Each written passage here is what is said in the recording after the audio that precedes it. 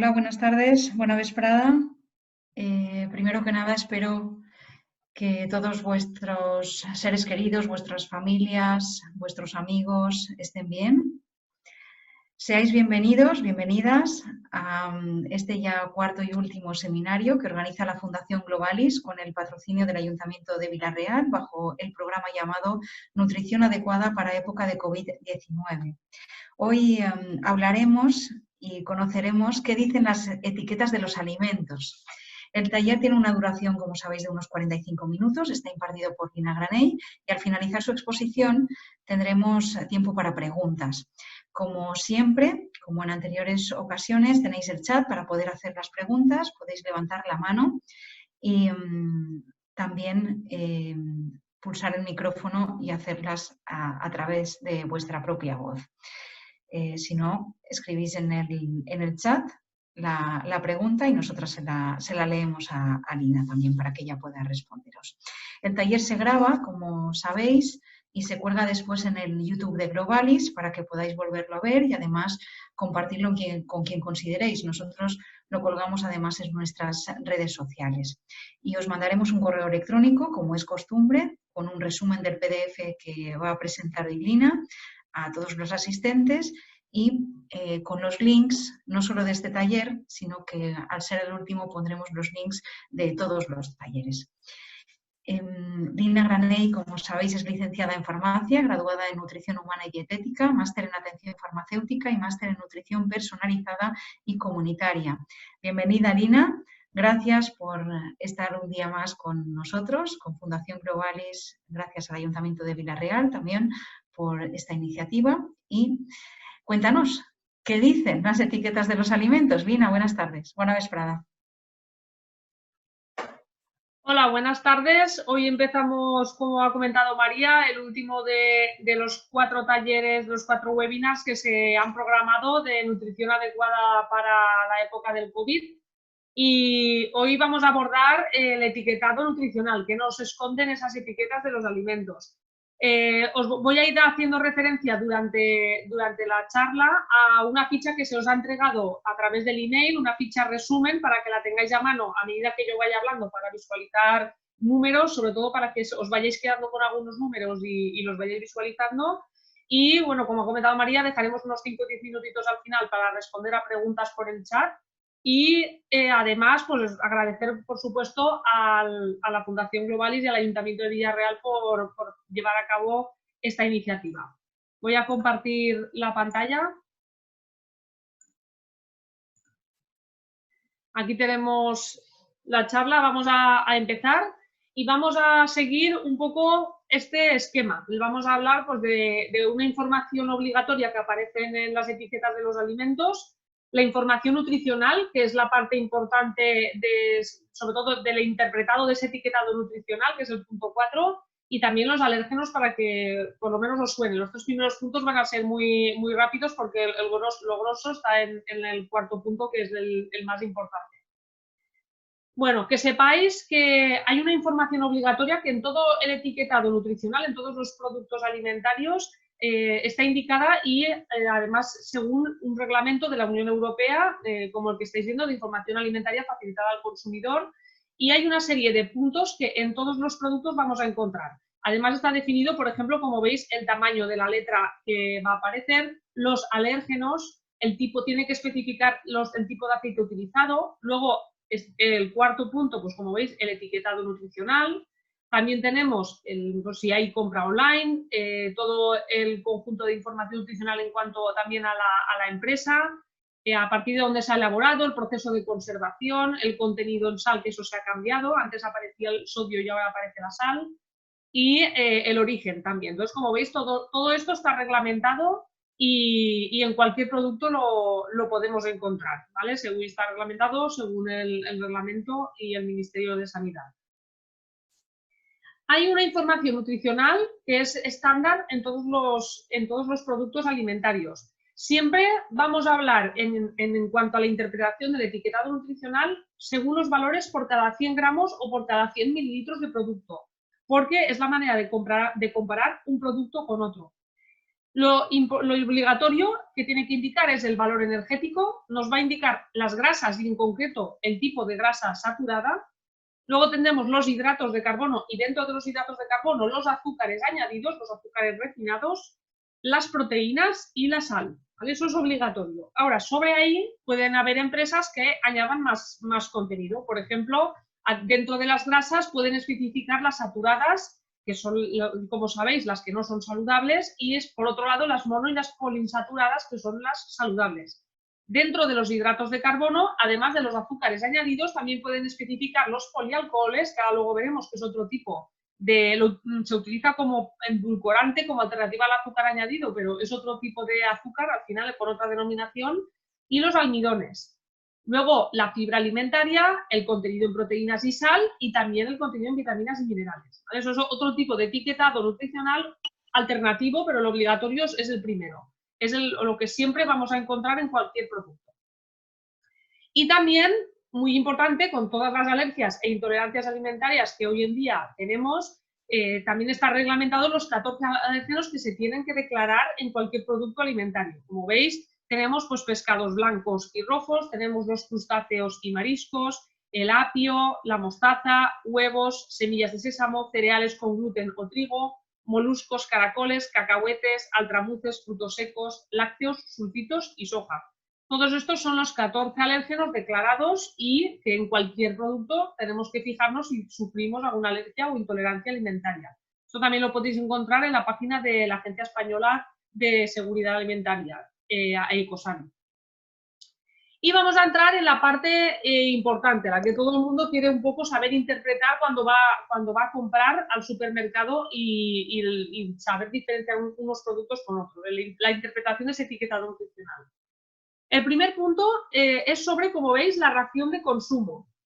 ¿Por qué esto es importante? Bueno, pues en un lado de la diapositiva, ¿vale? Podéis observar 3 etiquetas conjuntamente. Por un lado, en las primeras columnas, como he dicho, siempre vamos a ver la información por cada 100 gramos de producto. Siempre va a estar igual.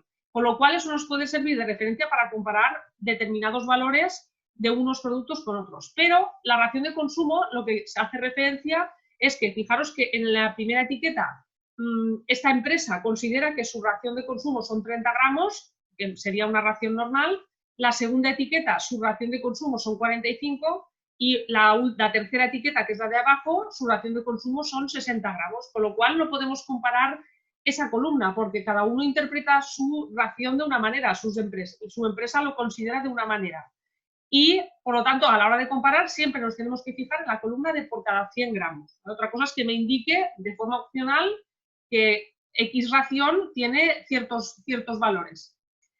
Y luego, en la imagen que tenéis en el otro lado, ¿vale? Es un paquete y cuando también hago referencia a la ración de consumo es que, por ejemplo, en este caso, yo me compro, son unas tortitas, ¿vale? Yo me compro el paquete, en el paquete van 2 tortitas y, como veis, pues lo primero que me llama la atención es que en la parte inferior pone 76 kilocalorías por tortita. Pues, claro, digo, pues bueno, lo primero que pienso es que no me parece tanto, las 76 kilocalorías por tortita, pero claro, hay que tener en cuenta que cuando uno abre el paquete no va a comerse una tortita, lo más normal es que se vaya a comer las 2 tortitas que lleva el paquete.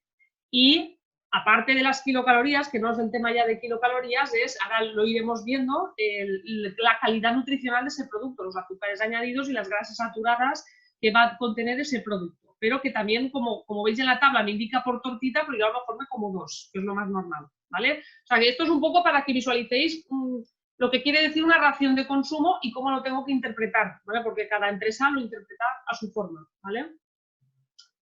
Muy bien. Luego, el segundo punto hace referencia al aporte calórico.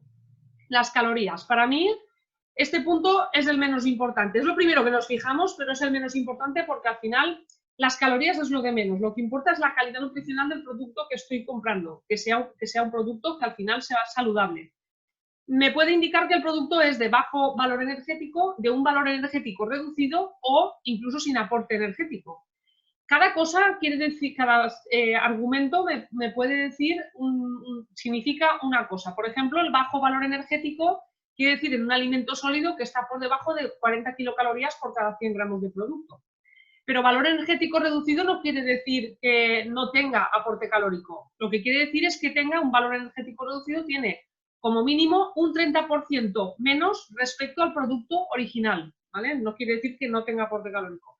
Y sin aporte energético en este caso, cuando contiene menos de 4 kilocalorías por cada 100 mililitros. Pero como os he dicho, esto al final es lo de menos, porque lo que importa es los nutrientes que yo aporto a mi organismo, más que las calorías. La tercera parte es el contenido en grasas, ¿vale? Esta tabla ya la tenéis vosotros, que esta es la que se os ha enviado, y me voy a centrar, que lo he pintado de color rojo, con las grasas saturadas, porque es uno de los renglones principales en los que nos tenemos que fijar. Para saber si yo un producto es de bajo o de alto contenido en grasas saturadas, siempre comparándolo por cada 100 gramos de producto, el producto es de bajo contenido en grasas saturadas cuando está por debajo de 1,5 gramos por cada 100 gramos de producto. Todo lo que esté por encima de ese valor estaremos hablando de un producto de contenido medio, incluso alto, de grasas saturadas. Ahora luego iremos desglosando los demás, ¿vale? Pero vamos a centrarnos ahora en las grasas saturadas. Muchas veces estas grasas saturadas, uno a veces dice, me ha salido el colesterol alto, quiero recalcarlo porque me ha salido el colesterol alto, y siempre va asociado a que el colesterol me ha subido porque estoy comiendo a lo mejor un alimento como el huevo, que es de muy buena calidad, un alimento proteico de muy buena calidad nutricional. Probablemente que haya subido ese colesterol no estará relacionado con que haya subido el huevo, estará relacionado con que a lo mejor estoy consumiendo alimentos, por ejemplo, embutidos, la bollería industrial, etcétera, que tienen un alto contenido en grasas saturadas. Y si juntamos esos alimentos junto con a lo mejor poca práctica de actividad física, pues puede ocurrir que suba el colesterol. Entonces, que muchas veces tenemos miedo al colesterol, ciertos alimentos, y a lo mejor por otro lado estoy comiendo alimentos que tienen un alto contenido en grasas saturadas que al final se verá repercutido sobre esos parámetros, como es de la hipercolesterolemia. Hay una denominación que es el aceite de palma, un tipo de aceite que aparece en muchos productos que tienen un alto contenido en grasas saturadas, y es importante recalcarlo porque seguro que a la mayoría os suena, ¿vale? Y muchas veces entre los ingredientes de un producto no nos va a aparecer a lo mejor la palabra aceite de palma como tal. Sí que nos aparecerá en algunos casos, pero en otros casos no. Por ejemplo, aquí hay muchísimas denominaciones y muchas más que hay de cómo puede aparecer entre los ingredientes el aceite de palma. Por ejemplo, como veis, pues tenemos el ácido palmítico, tenemos el palmiste, el palmitato, tenemos harina de palma, tenemos el palmitoil, ¿vale? Oligopéptido. Entonces, como veis, más o menos la mayoría, todos incluyen el concepto, el prefijo palm, ¿vale? Como veis, todos incluyen para que lo identifiquéis un poco. Pero que sepáis que no siempre me tiene que indicar que un producto lleva aceite de palma, que puede aparecer de muchas maneras. Por ejemplo, aquí tenemos un ejemplo de etiqueta nutricional, ¿vale? De un producto, y entre los ingredientes, además de indicarme siempre los ingredientes van de mayor contenido a menor contenido, pero entre los ingredientes ya he redondeado de color azul cómo aparece por aquí la grasa de palma, para que veáis cómo lo podemos también localizar. Vamos a por otra parte de este etiquetado nutricional muy importante, que es los azúcares añadidos, ¿vale? Los famosos azúcares añadidos o azúcares refinados. Volvemos a la tablita que tenéis como resumen, que la tenéis a mano, y cómo podemos saber si un producto es de bajo o es de alto contenido en azúcares añadidos. Bueno, pues lo primero que tenemos que fijarnos es por cada 100 gramos de producto tiene que estar menos de 5 gramos de azúcares añadidos por cada 100 gramos de producto. Todo lo que sea por encima de esos 5 estaremos hablando de un contenido medio, incluso alto contenido en azúcares añadidos. Entonces es importante, veis que no son números difíciles de recordar a la hora de ir a comprar y nos pueden servir pues, de referencia. Entonces siempre hemos de intentar que esté por debajo de 5 gramos por cada 100 gramos de producto. Vale, aquí vuelvo a recordaros una imagen que he puesto en los webinars anteriores, que es lo que recomienda la Organización Mundial de la Salud. Pues si alguien no lo había llegado a ver, bueno, pues la Organización Mundial de la Salud recomienda un máximo diario de un 5% de los azúcares añadidos dentro de nuestra ingesta calórica total, tanto en los adultos como en los niños.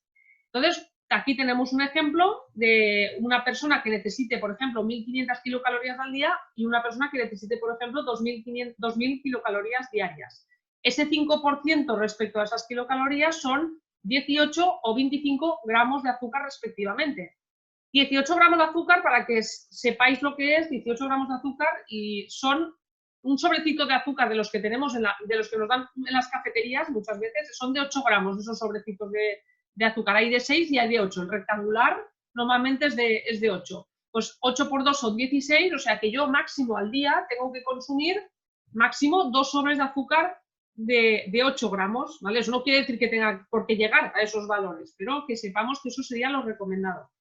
Entonces, como veis, y vamos a ir viendo, hay muchos alimentos, que estos los podéis encontrar en la plataforma de sinazúcar.org. Hay muchísimos alimentos de nuestro día a día que, sin darnos cuenta, tanto a nosotros como incluso a los niños, muchas veces con el argumento de que son niños, como que hay cosas que las tienen más permitidas, y no es así. Al final un niño tiene que comer como un adulto.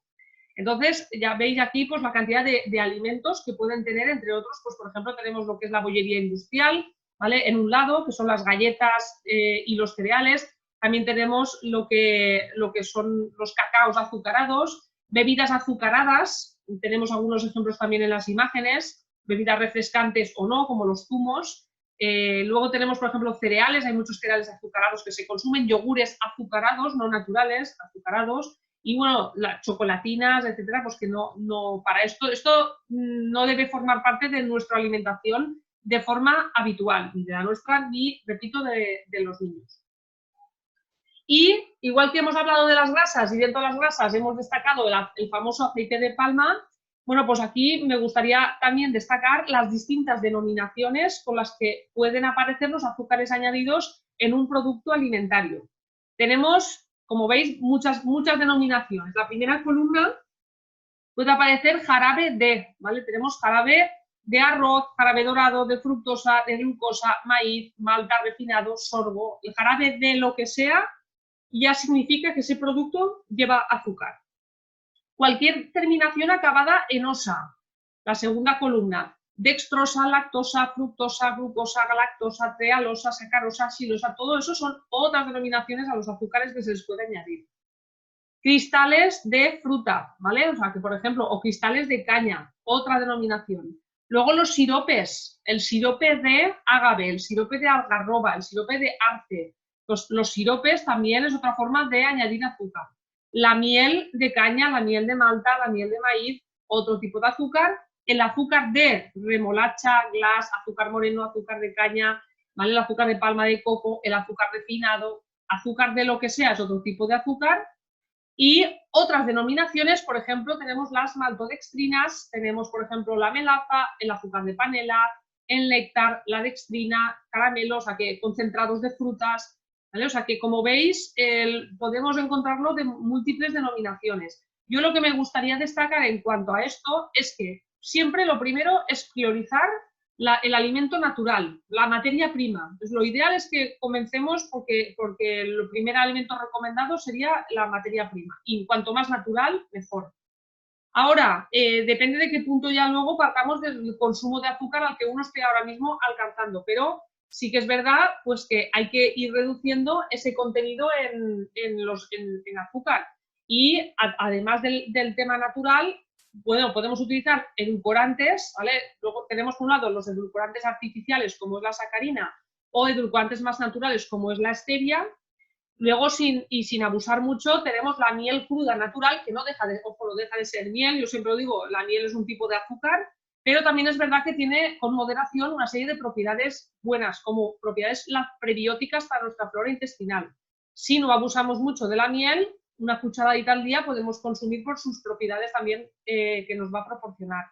Y aparte de la miel, existen otros azúcares más naturales, como aquí, pero como veis, no deja de ser azúcar. El azúcar de panela, que lo habéis visto aquí nombrado. Tenemos también, por ejemplo, el azúcar de abedul, ¿vale? Que es el xilitol. ¿Vale? El otro día en el webinar nombraron el azúcar de coco. Lo que quiero decir es que son más naturales que el azúcar refinado o que el azúcar moreno, pero, repito, no deja de ser un azúcar.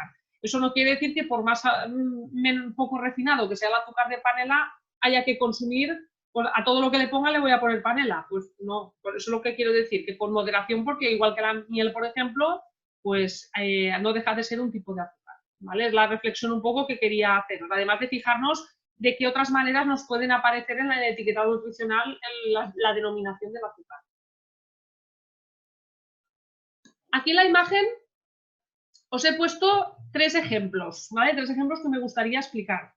El primero, el de arriba, es un yogur que nos venden que pone 0 materia grasa de chocolate, y yo, como ya veo, es de chocolate y además es 0% materia grasa, o sea, voy a comprarlo casi seguro porque es súper saludable. Bueno, pues volvemos a lo mismo. Si nos fijamos dentro de está redondeado en trocitos, si nos fijamos dentro de las grasas, dentro de las grasas pone grasas saturadas y nos pone, por un lado, pues que está 0,8, de hecho en el envase nos pone 0% o 0, algo por ciento materia grasa. O sea, que no nos está mintiendo que está en 0, algo el yogur.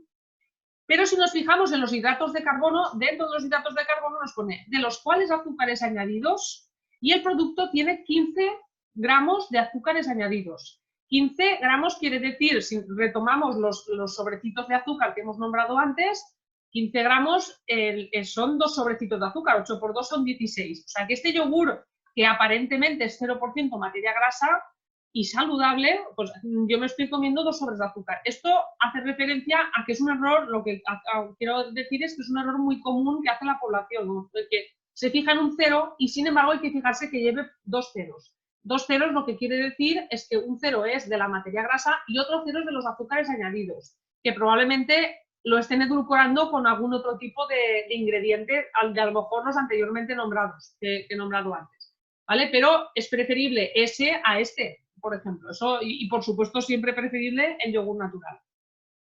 El ejemplo del yogur de soja de sabor a vainilla o de sabor a lo que sea, bueno, pues lo que hace referencia, el ejemplo también lo he puesto porque muchas veces se comete el error de que como es un yogur de soja o es un yogur de tofu, porque eso también me pasa, es de soja, es un yogur de soja. Bueno, pues que sea de soja no quiere decir que sea saludable el yogur. Si nos fijamos dentro de los azúcares añadidos, el yogur, ¿vale?, tiene 10,9 gramos de azúcares añadidos. O sea que por más de soja que sea, es un yogur que equivale a un poco más de un sobre de azúcar. Me estoy comiendo un sobre de azúcar, ¿vale? Entonces, que también sepamos, en cuanto a las grasas saturadas, si os fijáis, pone 0,4, ¿vale? Pero de hecho el envase pone bajo en grasa, ¿vale? Pero en cuanto a los azúcares, tiene azúcares añadidos. Y el ejemplo que tenemos en la parte inferior son 2 tipos de etiquetas que corresponden a cereales, ¿vale? Entonces, muchas veces me ocurre en la consulta, bueno, claro, y un cereal que no sea, por ejemplo, los copos de avena, que los copos de avena diríamos que es un cereal de los más saludables, o copos de espelta, por ejemplo, que son 100% de espelta. Claro, si yo no quiero variar de cereal para no estar desayunando siempre lo mismo, ¿cómo sé cuál es el saludable? Bueno, pues puestos a comparar las 2 etiquetas, siempre tengo que mirar la que sea la etiqueta más saludable. Entonces, por ejemplo, en una de las etiquetas, como veis, nos pone dentro de los hidratos de carbono, sus azúcares añadidos son menos de 0,5, ¿vale? Y en el otro caso, por cada 100 gramos, vamos a comparar siempre, recordad, por cada 100 gramos, nos pone los azúcares añadidos 9,1. Con lo cual, el límite, si os acordáis, que lo tenéis en la fichita, el límite era 5 gramos por cada 100 gramos. Entonces, entre unos y otros, elegiremos el que estén menos de 0,5 gramos por cada 100 gramos de producto, porque es el que tiene menos contenido en azúcares añadidos. Entonces, si nos fijamos también en las grasas saturadas, ya que estamos, las grasas saturadas de uno es 0,2 y las grasas saturadas del segundo es 0,6 por cada 100 gramos y tiene que estar por debajo de 1,5, con lo cual, en los 2 casos, las grasas saturadas estaría bien. Lo que habría que fijarse es en los azúcares añadidos y entre uno y otro elegir el que sería el producto más saludable. Aparte de todo lo que hemos comentado, las grasas saturadas y los azúcares añadidos, también es cierto que, por ejemplo, hay una interpretación en cuanto al contenido de proteínas que tiene un producto y en cuanto al contenido de fibra que tiene el producto. Siempre, en cuanto al contenido de proteínas, hemos de fijarnos que el porcentaje de proteínas sea el más alto, por ejemplo, en este caso, del pavo, sea el más alto posible, ¿vale? Por ejemplo, en este caso, la pechuga de pavo, hay un 60% de pechuga de pavo. Cuanto más alto sea, mejor. Y también cuando un producto nos indique que sea fuente de proteínas o alto contenido en proteínas, será que la fuente de proteínas está por encima del 12%, de 12 gramos por cada 100 gramos de producto, como es el caso de la imagen. Como veis, las proteínas nos indica 14 gramos, está por encima del 12%, de hecho fuera de este envase nos indica que es fuente de proteínas.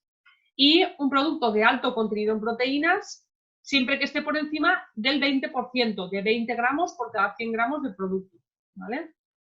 Y en cuanto al aporte de fibra, esto lo hemos mencionado en algún otro momento también, pero el aporte de fibra debemos de asegurar un aporte de entre el 25 y 30 gramos de fibra al día.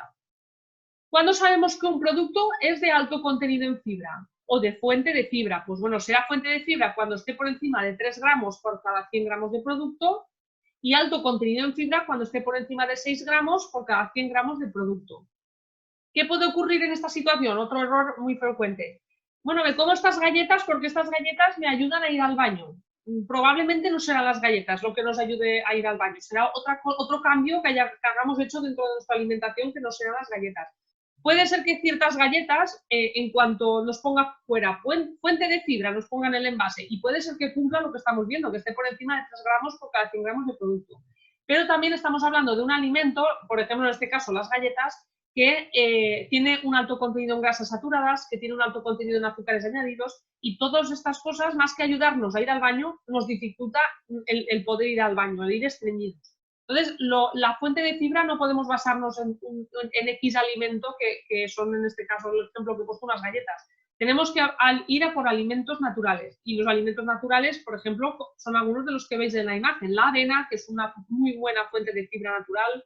Las legumbres, la fruta y la verdura, por supuesto, es la mejor fuente de fibra. Los frutos secos naturales, ¿vale? Todo lo que sea integral, el pan, la pasta, el arroz, 100% integral. Y, por supuesto, quien tenga problemas de estreñimiento, además de incrementar los alimentos ricos en fibra, hay que hacer ejercicio y hay que hidratarse de la forma correcta, porque esos son los 3 pilares fundamentales que nos van a ayudar a regular nuestro tránsito intestinal. Y el último bloque dentro de ese etiquetado nutricional es la sal. Esto es otro punto que hay que darle la importancia que tiene, más de la que se le da. Bueno, que sepáis que ahora en el etiquetado nutricional nos indican el contenido en sal, pero antes nos indicaban el contenido en sodio. Y no es lo mismo el sodio que la sal. Como veis, los gramos de sodio multiplicados por 2,5 nos saldrá en contenido en sal que tiene ese producto.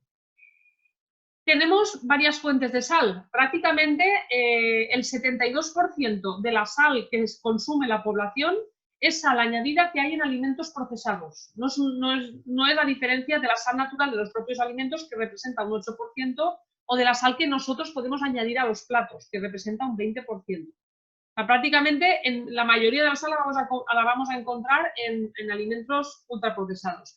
Y lo mismo que hemos nombrado con el tema de la grasa de palma y con el tema de los azúcares añadidos, la sal nos va a aparecer con muchas otras denominaciones, como las que vemos en la imagen. Benzoato de sodio, bicarbonato de sodio, fosfato de sodio, hidróxido de sodio, para que, como veis, nos puede aparecer con muchas palabras el contenido en sal de los alimentos.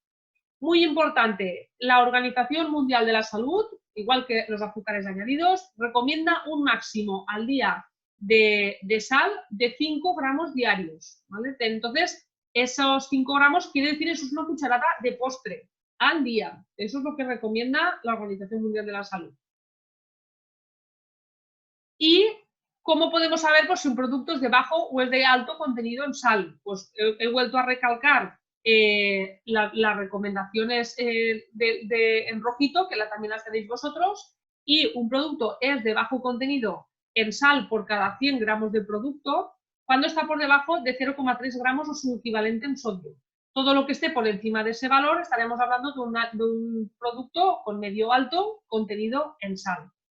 Y en la tabla que tenéis en la parte inferior comparamos una misma comida que parece lo mismo, pero comprada, y la otra casera, haciendo exactamente lo mismo. Por ejemplo, el menú consiste en un primer plato de espaguetis con salsa de tomate frito, un segundo plato de menestra de verduras y merluza, y, por ejemplo, si este menú, que podría ser una comida, es todo preparado, todo procesado y comprado, si sumamos la cantidad total de sodio que yo estoy consumiendo, los espaguetis respecto a la comida casera no hay una diferencia, pero en el tomate frito enlatado, en la menestra de conservas y en la merluza congelada hay bastante diferencia significativa respecto a la preparación casera. Si utilizamos tomate natural, ya pasamos de 620 miligramos de tomate del contenido en sodio del tomate enlatado a 18 miligramos. Si utilizamos una menestra en conserva o hacemos una menestra casera, la diferencia ya es de 310 miligramos a 25,7 miligramos. Y si ya diferenciamos una merluza congelada de una merluza fresca, de 160 a 87 miligramos. Entonces, como veis, hay una bastante disminución del contenido en sal de hacerlo de una manera a hacerlo de otra. Y pasamos prácticamente de 1000 miligramos de sodio, que es 1 gramo, ¿vale?, a 135 miligramos de sodio. Entonces, esto es muy importante, sobre todo para las personas que la sal en concreto nunca se recomienda tomarla en exceso, pero sobre todo personas que tengan hipertensión, problemas renales, etcétera, pues el contenido de sal, por supuesto, cuanto menos mejor. Y cuanto más natural comamos los alimentos, muchísimo mejor, y utilizar las especias, orégano, tomillo, etcétera, pues van a darnos un toque también muy apetitoso a cualquier plato que estemos cocinando.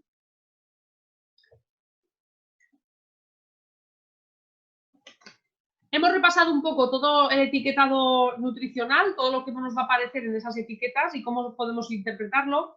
Y hoy en día habría que mencionarlo porque esto está a la orden del día en las redes sociales. Seguro que conocéis, muchos de vosotros, lo que es el movimiento Real Food, o el movimiento traducido al español Comida Real, ¿vale? El movimiento Real Food, bueno, pues ha nacido a partir de las redes sociales de un nutricionista que le llaman Carlos Ríos. Esta infografía es de él. Y lo que quiere decir es que, por ejemplo, todo comienza por saber si un producto tiene una etiqueta nutricional.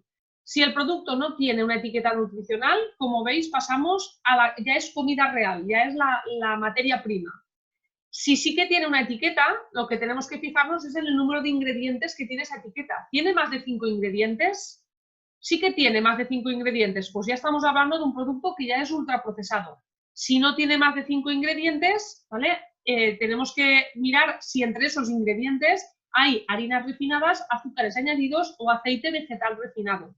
Si sí que lo hay, en esos menos de 5 ingredientes, volveríamos a estar hablando de un producto ultraprocesado. Entonces, para resumen, ¿qué es comida real y qué es un ultraprocesado? Pues la comida real, como veis, es la fruta, la verdura, los frutos secos, los tubérculos, las legumbres, pescados, huevos, carnes, cereales integrales, aceites vírgenes, lácteos de calidad, café, cacao e infusiones, hierbas y especias.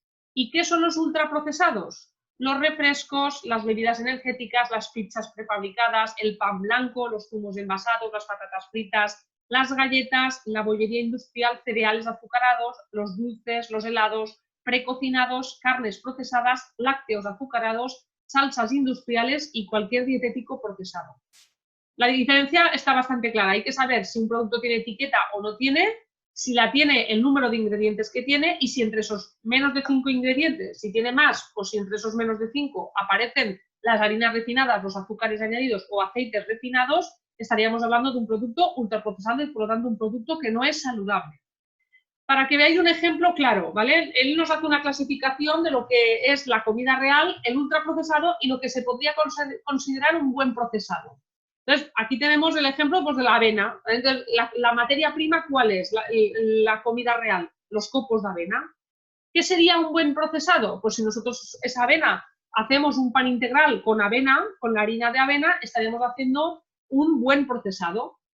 Pero lo que sería un ultraprocesado sería lo que nos venden como barritas azucaradas de avena. Eso no es avena. De avena tiene un 5%, prácticamente un 10%.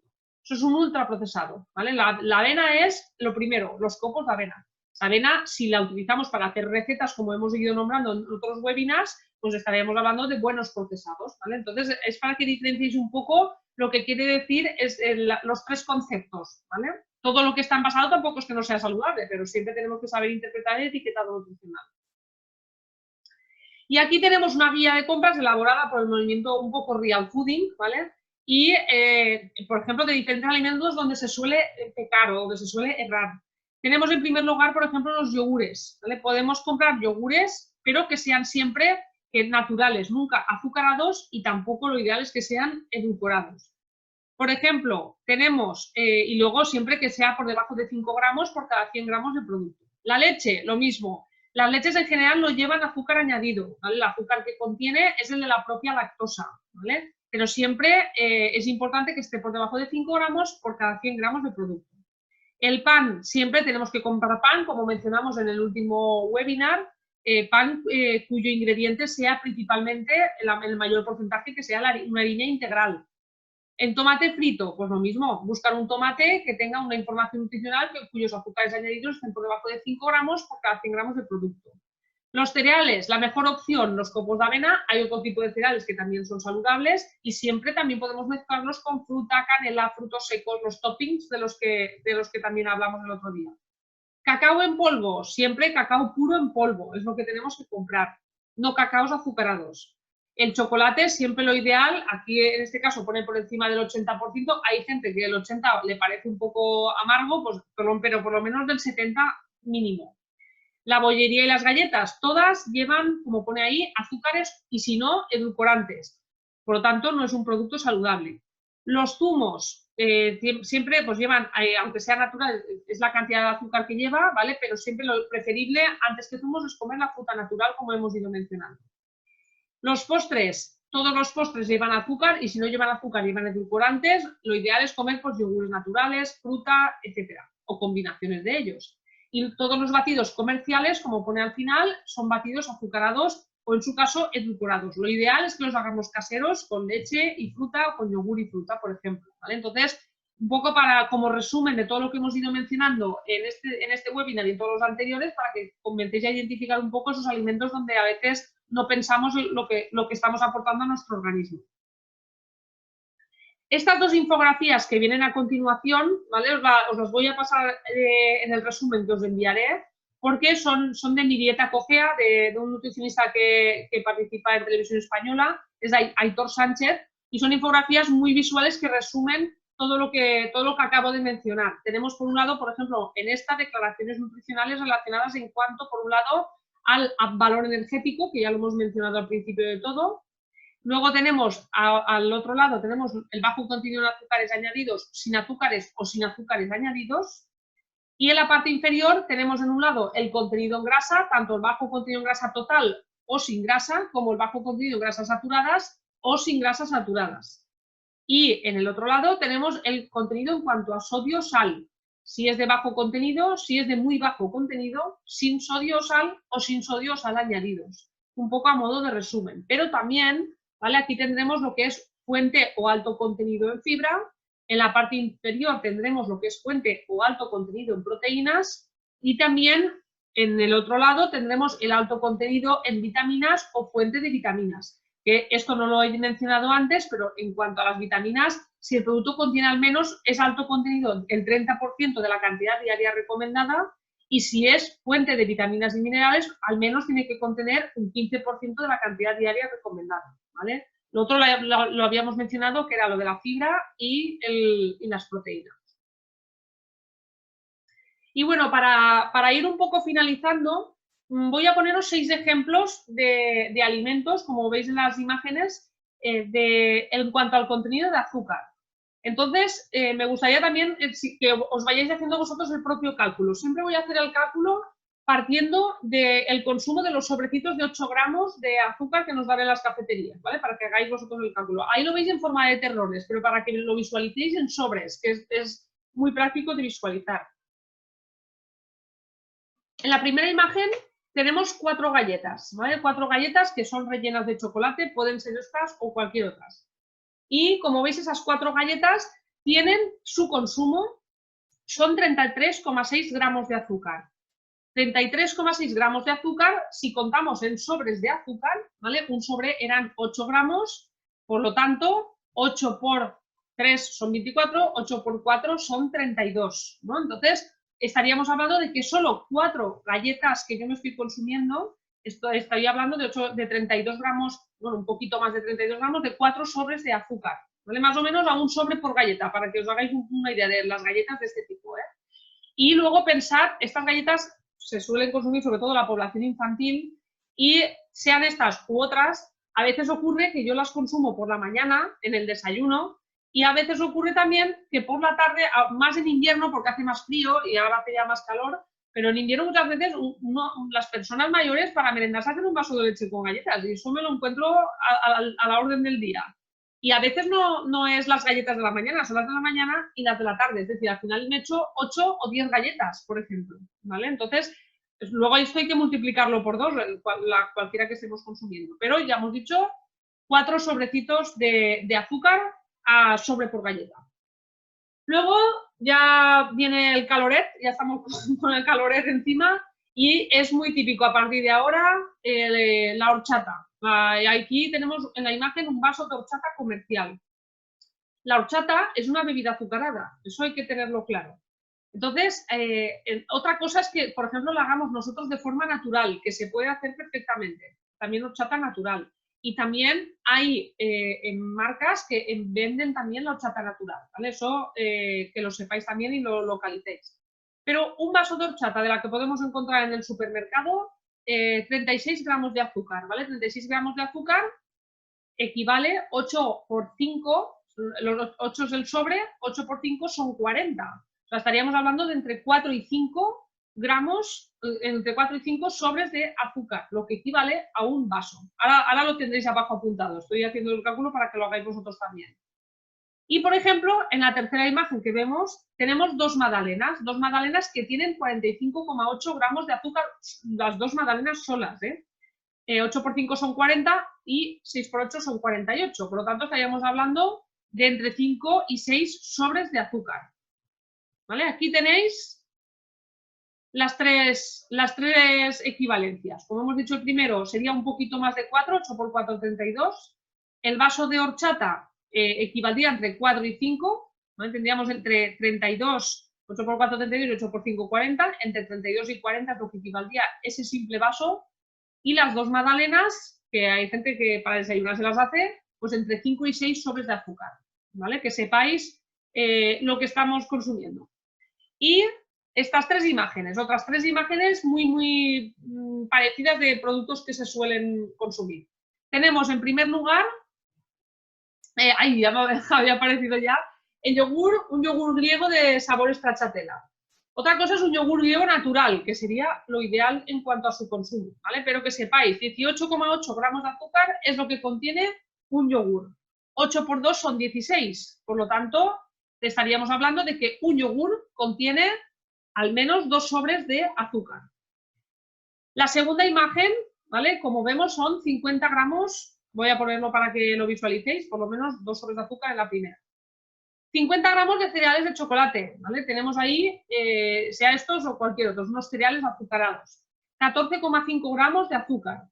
Estamos hablando de que un sobre de azúcar tenía 8 gramos, por lo tanto, 8 por 2 son 16, un poquito menos de 2 sobres de azúcar es lo que equivaldría a ese 50 gramos de cereales que podría ser perfectamente medio bol, para que os situéis. Y también he querido poner esta imagen porque es una imagen también de cara al verano muy típica.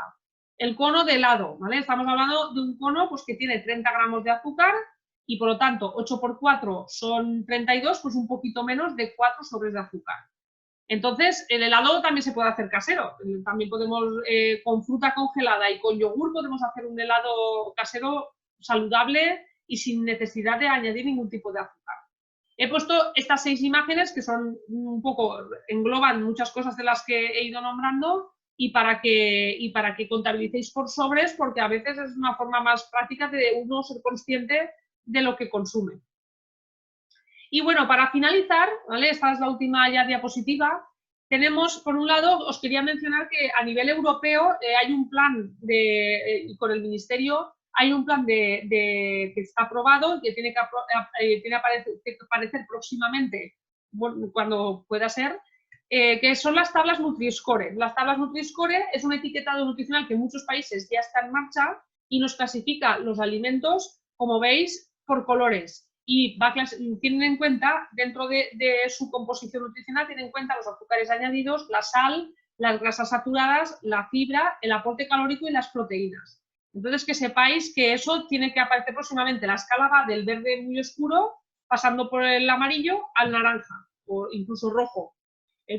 Entonces, ahí podemos diferenciar de alimentos que son más saludables, de alimentos menos saludables, y de una manera visual de cara a la población, de interpretar el etiquetado nutricional. Y luego también que sepáis, que seguro que muchos ya lo sabréis, que hay muchísimas aplicaciones a través del móvil que podemos escanear los productos en el supermercado y nos dan una orientación de si el producto que estoy consumiendo es un producto saludable o no lo es. Algunas de ellas, como veis, pues las tenemos el yuca, el coco, el Open Food Pack, de donde he sacado algunas de las etiquetas que he ido nombrando, y luego pues la del movimiento Real Food, que todo el mundo conoce, es My Real Food, y funcionan así: escaneáis el producto y os va a indicar su etiquetado nutricional y si sería un producto saludable para su consumo o no, por lo menos que lo sepáis. Y aparte ya tenéis también la ficha de los números que tenéis que recordar, que no son difíciles de recordar. Bueno, y para finalizar me gustaría agradecer de nuevo pues a la Fundación Globalis y al Ayuntamiento de Villarreal el poder haber llevado a término estas 4 webinars de nutrición adecuada en época de COVID. Espero que a todos los asistentes os hayan gustado. Estoy también en las redes sociales, en Instagram y en Twitter, @LinaGanell, y en la página de Facebook Lina Ganell Vidal, Dietética y Nutrición, así como en la página web linaganellnutrición.com. Ahora os dejaremos unos 5 o 10 minutitos para posibles dudas que hayan podido surgir y os enviaremos un resumen a posteriori de la charla para que tengáis vosotros a mano también. Muchas gracias a todos. Enciendo yo el audio, Lina. Muchas gracias a ti por darnos todas estas explicaciones. Ahí me ha quedado claro, que antes de comerme una magdalena me comeré unas galletas de chocolate o una horchata. Natural, o medio bol de cereales de chocolate. Eso sí que lo he visto. Vamos con las preguntas. Si alguien tiene alguna pregunta puede plantearla por el chat o directamente abrir el micrófono y preguntar. Yo, mientras tanto, la gente se anima a realizar las preguntas. Sí que quería preguntarte, porque has estado hablando de los productos preparados y hay algunos productos que aparentemente pues, son saludables, ¿no? Pues como el gazpacho se me ocurre, pero ¿qué tal están estos productos de sal, por ejemplo?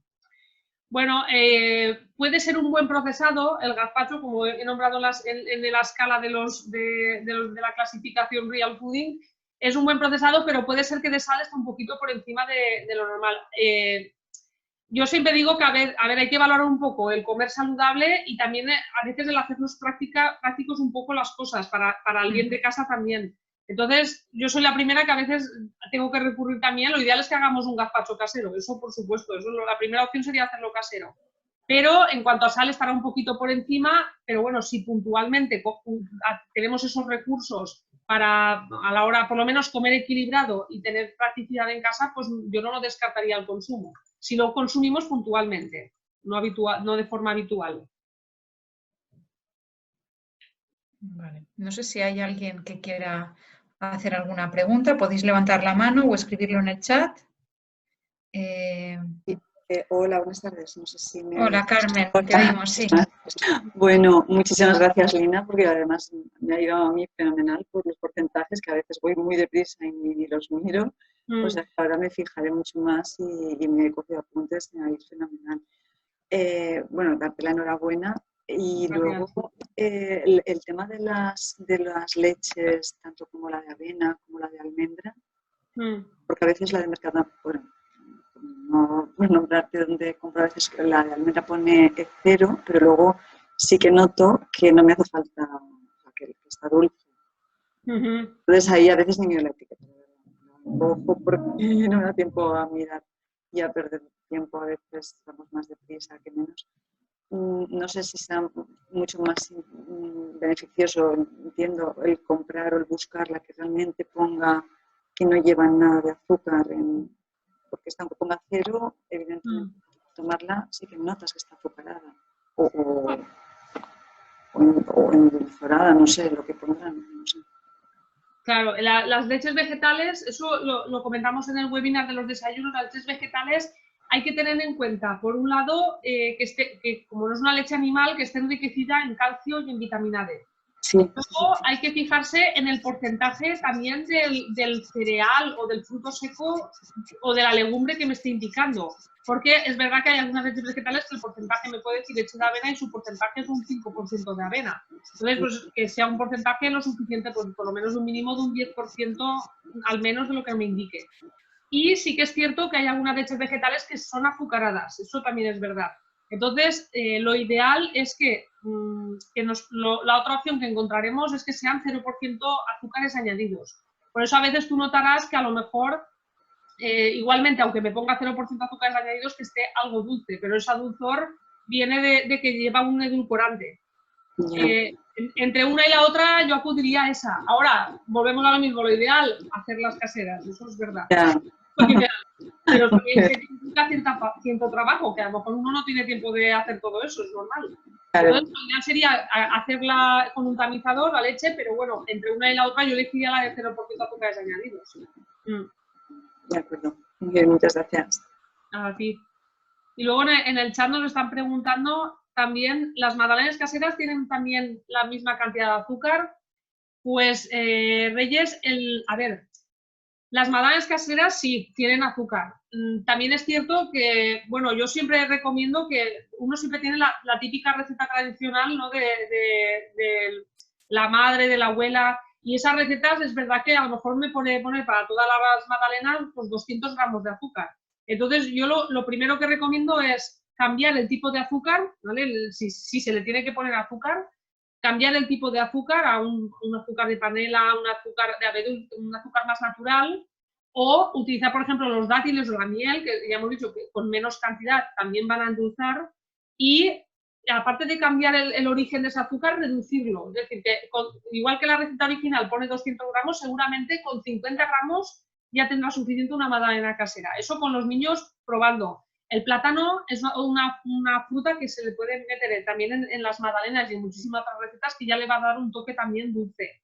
Y lo que he dicho, utilizar también la miel en poquita cantidad ya endulza, los dátiles de forma natural también van a endulzar, y si se utiliza un azúcar de los que he nombrado más natural, pues reducirlo a menos de la mitad, que con menos de la mitad va a estar igual de bueno. O sea que probando, que muchas veces uno le da miedo el probar, uy, es que no va a estar igual de bueno. Sí, va a estar menos dulce, pero bueno, va a estar igual. Hay que acostumbrarse un poco a ir reduciendo el paladar de esos sabores a los que estamos acostumbrados. Y aquí también están nombrando al final que... A ver, vamos con otra, amb la Xufamix, que és molt econòmica, us podeu fer les llets vegetals, fàcil, ràpid i saludable. Us la recomana Mari Carmen Domínguez. Es un tamizador, es un tipo de tamizador con el que se hace, por ejemplo, horchata natural y las leches vegetales que he nombrado. Y sí, puedes hacer 1 litro y de ahí puedes ir reutilizando. Pero es un tipo de tamizador y nos va a ayudar a cualquier bebida vegetal, podemos hacerlo con ello. Te dan las gracias, Lina, enhorabuena, muchas gracias. Qué bien en general saber los porcentajes, enhorabuena. Felicidades por estos webinars tan interesantes e importantes. Gracias por estos webinars tan interesantes e instructivos. No sé si hay más preguntas que queráis hacer sobre nutrición, hoy que tenemos a Lina Granella a nuestra disposición. ¿Cuáles son los azúcares que menos índice glucémico? Lo pregunta Quique. Con menos índice glucémico, perdona. Bueno, el índice glucémico es entrar en otro campo. El índice glucémico es un parámetro que nos clasifica es como nos sube el azúcar en sangre, y hay unos alimentos que nos van a subir más el azúcar en sangre y otros que nos van a subir menos. Incluso dentro de las frutas, que la fruta es un alimento natural, hay unas frutas que son de mayor índice glucémico y otras frutas que son de menor índice glucémico. Entonces, ¿cuáles son los azúcares de menor índice glucémico? Bueno, pues lo ideal sería no endulzarlo con nada, que es lo que he dicho al principio. Y luego, por ejemplo, he nombrado el azúcar de abedul, el azúcar de panela, pero vuelvo a lo mismo, no dejan de ser azúcares. Lo que pasa es que no son azúcares refinados que nos van a generar un pico de glucosa muy, muy alto en sangre. Van a generar un pico de glucosa más bien intermedio. Entonces, son azúcares que no son refinados. El refinado es el que nos va a generar un mayor índice glucémico. Y a partir de ahí, las otras opciones, pues la miel, por ejemplo, también es un alimento que tiene alto índice glucémico. Por eso, cuanto menos se consuma, también mejor. Entonces, de los que he nombrado antes, pues son azúcares que nos van a subir menos el pico de la glucosa, de la glucemia. Entonces, pues pero siempre partiendo del punto de que cuanto menos cantidad, mejor. También nos preguntan Te doy las gracias, Quique. También nos pregunta María Pilar dónde conseguir pues algún instrumento, ¿no? O bien la Chufamix o algún otro con el que podamos hacer esas leches vegetales o esa horchata. Se puede comprar por internet, pero hay algunos sitios de Villarreal donde también lo venden, sobre todo a lo mejor Herbolario, donde más se va a poder encontrar para comprarlo. Y también pregunta María Pilar si els sucres que estás dient on se pueden comprar. ¿Son en herboristerías también? No, no tiene por qué. El azúcar de abedul, por ejemplo, en oficinas de farmacias se vende el azúcar de abedul, que es lo que equivale al xilitol. Y luego el azúcar de panela hoy en día se puede encontrar en cualquier sitio, en herbolarios y en cualquier supermercado hay azúcar de panela, pero tiene que ser 100% panela, no mezclado con otras opciones, con otro tipo de azúcar. Y luego, bueno, siempre cuando también hablo de miel, que lo quería mencionar, hablamos siempre de miel cruda natural, no hablamos de la típica miel de flores que se vende. Entonces, más o menos esos son los sitios. Nos pregunta Alicia si las cerezas tienen alto contenido en azúcar, Lina. Si no recuerdo mal, es un contenido medio, si no recuerdo mal. La clave de frutas como las cerezas o las uvas, ¿vale? Que es verdad que es un contenido medio alto, es la cantidad que se consumen, ¿vale? El tema es que si yo me consumo la ración de fruta que toca, no tiene por qué generarme un pico de la glucemia tan elevado. La ración normalmente, por ejemplo, de cerezas son 12 unidades, como yo siempre digo que como la Nochevieja, para que uno se acuerde del número. Entonces, como la uva, pues 12 unidades más o menos la ración. Lo que pasa con este tipo de fruta es que muchas veces uno coge la caja entera y no tiene finada la caja. Entonces, la otra clave no es solo que la fruta sea de medio o alto, sino a lo mejor que estoy consumiendo demasiada cantidad. Entonces se va a disparar el azúcar, pero más o menos es medio alto, sí. No llega a ser alto del todo, está en un término medio. O sea que una ración de cerezas serían 12 cerezas, ¿no? Y además vienen ahora, estamos en casi la temporada de la cereza. Ahora en mayo, finales de mayo, vendrá ya. Perfecto. No sé si hay más preguntas. Podéis abrir también el micrófono si queréis alguna pregunta. Pregunta aquí, ¿que veus en un futuro una buena información nutricional en la hostelería? Sí. De hecho, hay restaurantes que ya lo están teniendo en cuenta e incluso nos indican si los platos son más saludables. Incluso hay restaurantes en capitales de España que ponen hasta el aporte calórico que tiene cierto plato. Y para mí, a mí me gustaría que se hicieran restaurantes con ingredientes saludables. Los postres, que no tienen por qué ser siempre un postre azucarado al que estemos acostumbrados, al que si no es azucarado no hay otra opción más allá de la fruta. Y se puede hacer con la fruta y sin fruta, postres muy, muy saludables y igual de apetitosos. Entonces, eso es lo que me gustaría que algún día hubiera por aquí cerca, que en lo que he dicho, en capitales de España hay restaurantes que ya incluyen el aporte calórico y ya abogan por, en este caso que estaba hablando, por postres y platos saludables. O sea, que ojalá lleguen por aquí cerca también próximamente. Me encantaría. N'hi ha un xic de Vila-real, que jo crec que molta gent que estarà avui en aquest webinar el coneixerà, és el chef Bosquet, sí. i ell fa postres saludables, ¿no? Exacte. Él en sus redes sociales y bueno, ha montado un restaurante en Madrid, creo que ya tiene dos abiertos. Y él en concreto, pues eso, con ingredientes saludables hace postres, platos y la verdad que muy interesante. La verdad que sí. Dic perquè si algú vol seguir-lo també a d'ell per a fer algun d'estos plats saludables, també és un xic de Vila-real i és Chef Bosquet, el podeu buscar a les xarxes socials que el trobareu. No sé si hi ha alguna altra pregunta.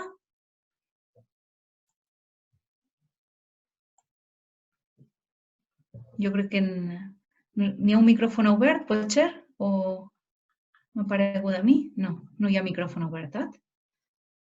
Crec que no. No, ha sigut el colp de l'aigua que estaves bevent.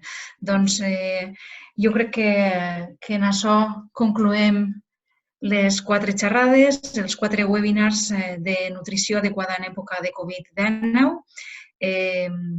Esperamos que continuéis bien.